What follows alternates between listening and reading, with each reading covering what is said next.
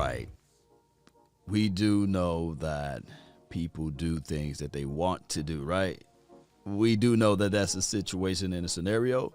My name is Law Nation, and we talk Cowboys content over here. News reported that the Cowboys hired Joe Whitt Jr.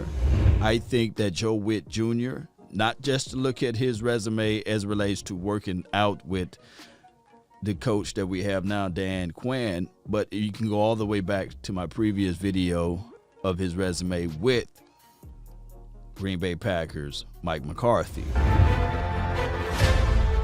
The good old Cowboys, the network, the system, the program.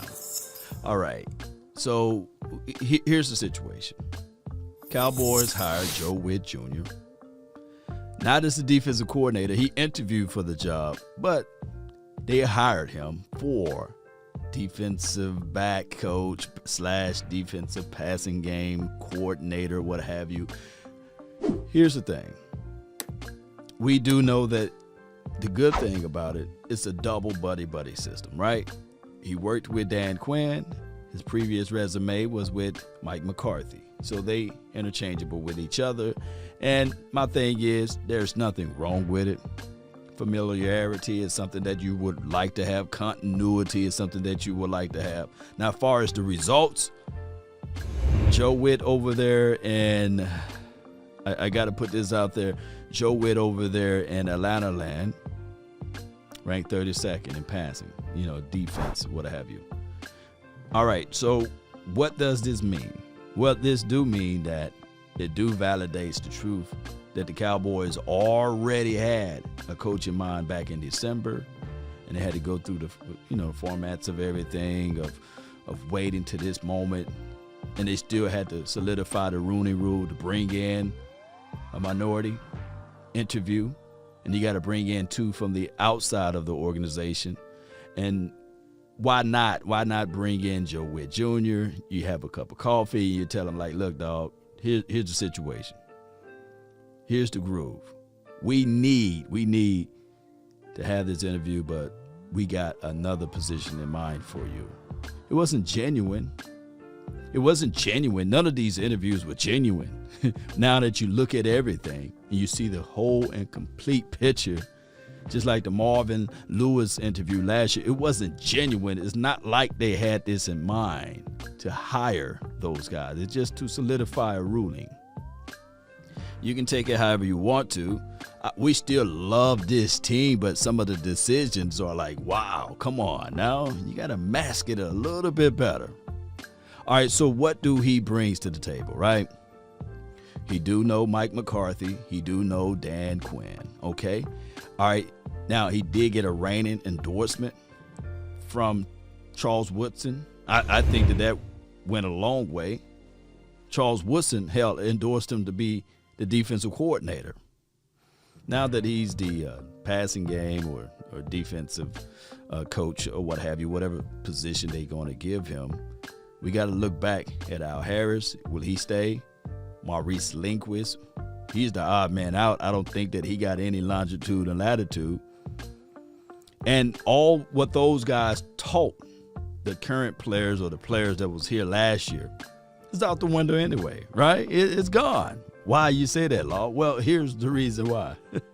Shout out to my dog, Big Game James Skywalker Steele, and as well as Barry Church. We had a wonderful time last night. We went over some detailings of this particular team, of who you will bring back.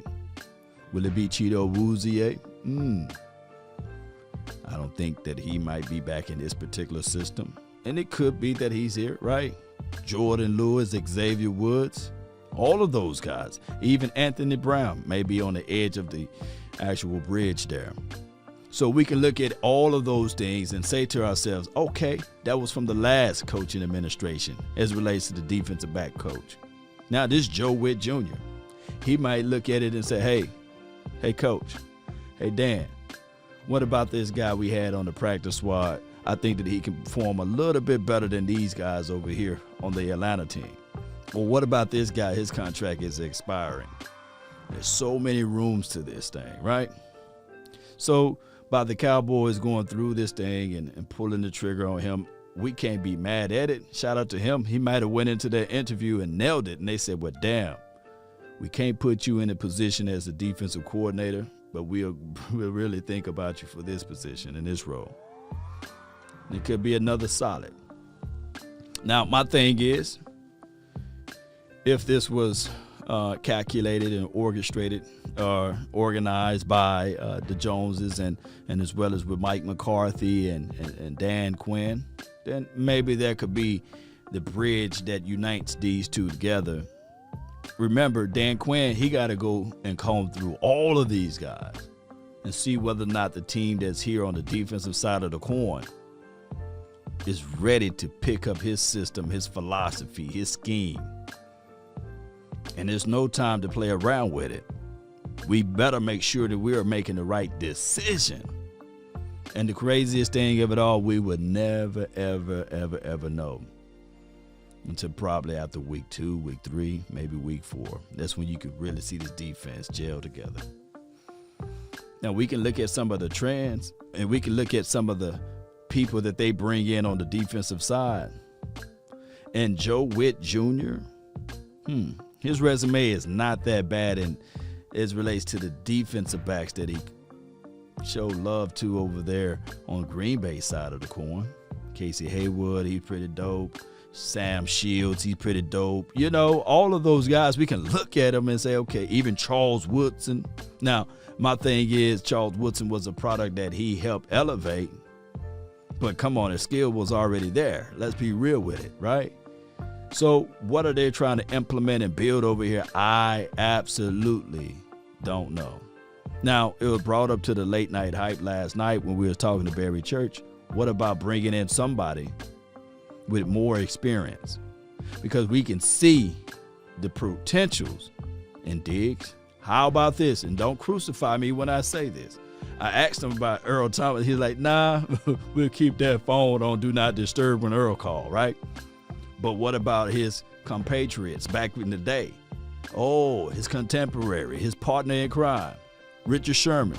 How about bringing him on his team, flip him out as the safety, and now you have a brain out there, somebody got with wisdom and understanding of the system that you're trying to install, and you have a Diggs that he can really showcase and elevate, but you probably have to pay a little bit for Richard Sherman, right?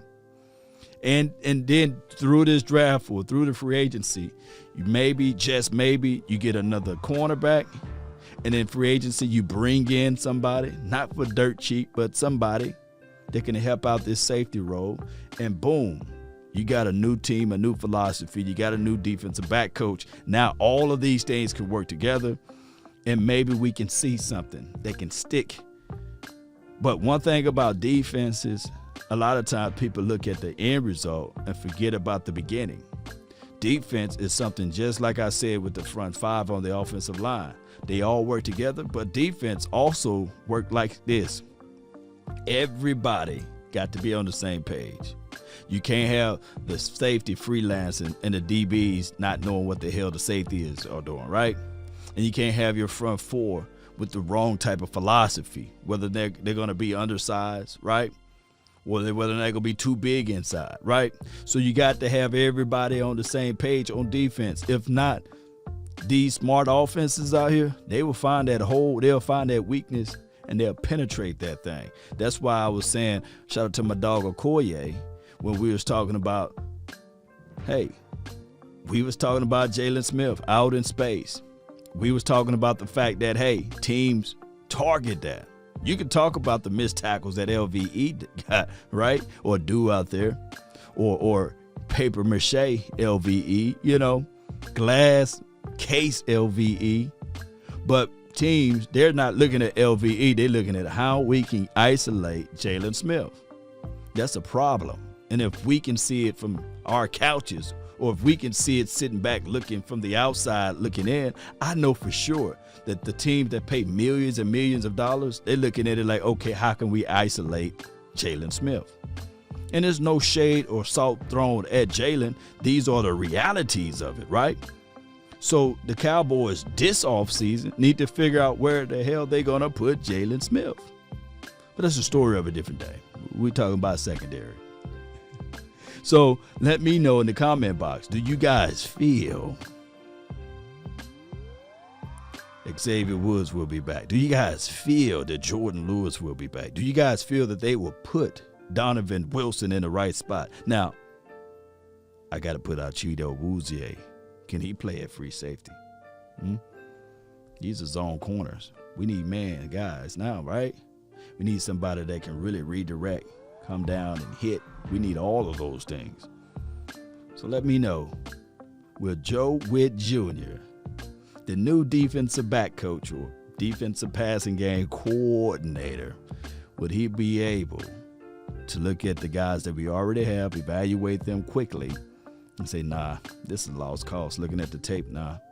But the craziest thing of it all, he was ranked 32nd over there in Atlanta land, right?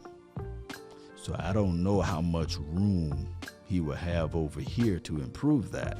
Now, different personnel, different type of groupings as it relates to talent-wise and a whole bunch of other things of the unknown, right?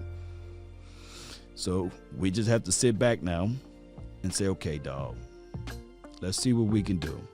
Let's see if Dan Quinn can start establishing something and see if it can stick. Let me know of your thoughts, Cowboy Nation. Let me know how you all feel about Joe Whitt Jr. being the defensive back coach. And do you keep Al Harris for continuity? Or do you keep Maurice Linguist?